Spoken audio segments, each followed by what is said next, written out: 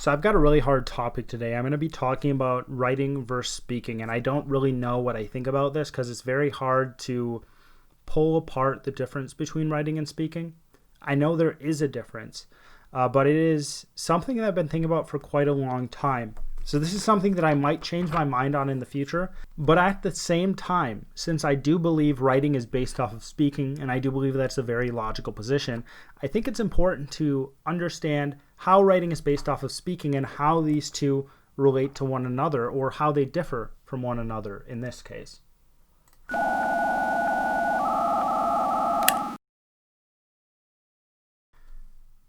Welcome to How to Write Good. I am your host, Daniel Poppie. You can find out more about me at danielpoppie.com. If it is your first time here, How to Write Good is a writing podcast that seeks to find principles and advice that can be applied across a broad range of writing situations.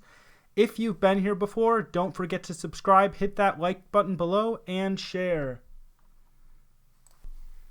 So my first writing rule, at least I think it's my first writing rule, is that writing follows language. If you are watching this on some video platform, tell me below what rule that is, because I can't remember. Writing follows language is one of my rules for writing. So writing is based off of how we talk. Yes, that is true. I think that is clearly evident. Writing is based off of our basic function of language. Writing is based off of this thing that is inside of people that allows them to learn language when they are a tiny little person, when they are around like 1.5, 2 years old.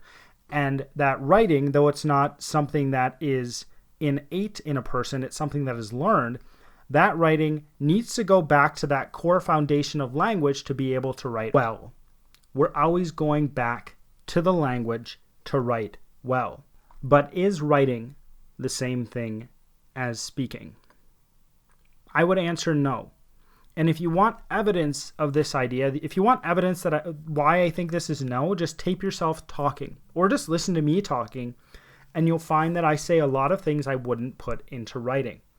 And when you listen to yourself talking, if that's what you choose to do, you're going to find that you do not write exactly how you talk, and you do not want to write exactly how you talk.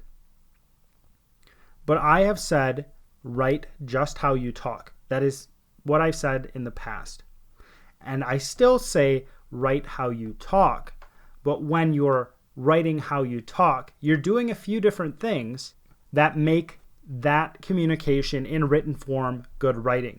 One major way in which writing is different than talking is it is cleaner than talking. There's not as many ahs and pauses and ands and people saying things that don't make any sense and then shifting how they say something, and then they mumble and they do stuff like that. Writing is a lot cleaner than talking, is what I mean to say, is what I mean to convey. It has more of a direction than talking. When you talk, there's a lot of things going on in your mind, and there's been instances, and I'm sure you've had this happen as well, where you are talking to a friend of yours and you get on a rabbit trail and you start talking about that rabbit trail, and you get on another rabbit trail and you start talking about that other rabbit trail, and it's 15 minutes later, and then you look at yourselves and you're like, how did we get to talking about this? This is so bizarre. I've had that happen countless times in my life. Writing stays focused. Talking doesn't always stay focused, but writing stays focused. Instead of going off wherever we please when we write, we are trying to convey one specific thing. Now, in creative writing, we might be trying to convey an emotion, or we might be trying to elicit an emotion in our readers, but it also might be the case that we're trying to convey an experience or a specific place. In writing that is not creative writing, we are often just trying to convey ideas, but we're still trying to maintain this core in our writing. So when I am writing about something that happens in my novel, I have a specific thing I'm trying to convey to my readers. For example, if I'm trying to convey a fight scene, I want everything to be revolving around that fight scene, and I want everything to be linking back to that fight scene. If I'm trying to convey love, I want everything linking around that thing. This is why you often see writers doing a lot of different things at once, because they have a more abstract idea they're playing around with, right? So maybe they are trying to write a story about hatred and what hatred does to people. That is a very broad topic. It looks a lot of different ways. It can affect people in a lot of different ways. A lot of people have a lot of different ideas about hatred and what it does in a person's life. When you write about that thing, because it's such a huge topic, you can actually let your writing flow out. And it seems like you are going on rabbit trails when in fact you need to go off on a different path for a little while to allow people to fully understand what this bigger idea means. Or it also is the case in your writing that you're trying to convey who a character is. And because people are very complex, what you need to do is you actually need to go off on what looks like a rabbit trail but isn't, and then you're coming back and you're showing who that person is based on that one specific thing. When we talk, we let our minds wander. It is almost always the case that people's minds wander when they talk, and when they have conversations with people, their minds go every which way. So when you write conversation, when you write dialogue within your writing, within your story, you can do that. You can use that dialogue and let it go on a track in a direction you want it to go and make it look like a rabbit trail.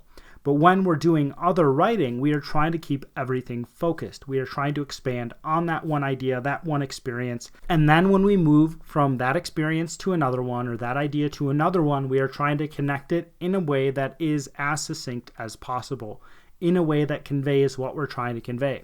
Now, besides this major thing, this idea that we're dealing with one idea or one thing within our writing rather than whatever fits our fancy at the time, writing also flows better than talking. And you might think that, well, I don't even think about when I talk, but if you started to listen to yourself talk, then you would notice that your talking and how you talk goes in many different directions, and oftentimes you lose your train of thought and you have to pick it back up, which is a very natural thing. But at the same time, the reason why writing flows better is because the person who is writing can actually look back at what they've written and then make everything cohesive. So writing does flow together and everything hangs together better when you are writing than when you are talking. So like I said at the beginning of this episode, this is something I've been thinking about. This is something I'm chewing over right now, and it's probably something I'm not going to get to the bottom of. And I was going to do an episode on where the ideas come from, as in where does writing start, or where do the specific words come from when a person starts to write. But I don't know if I can actually answer that question because it's just so fundamental to who people are. It's idea generation. I don't know how to explain idea generation. I don't know anyone who actually can. But since I'm just starting out with this idea, what do you think? Because I'm really seriously curious. What do you think the differences are between writing and talking? Is it just what I've listed? Did I miss anything? I'm sure I have. But there are differences between these two areas, and I love to know more about this, and I love to think about different ideas, and I'd love to hear your thoughts. So if you're watching this on a video form, definitely tell me below, or if you are listening to this through a podcast app or whatever, I'd love for you to connect to me through social media and be like, hey, this is what I think about that. That'd be great. If you enjoyed this, you're probably wondering how you can support me. Well, you can actually do two simple things. Follow the first link below to grab a copy of my book, and then follow the second link and sign up for my newsletter. It's that simple. Those two things will mean the world to me and give me more time to write books and create content for you. As always, my name is Daniel Poppie, and this is How to Write Good.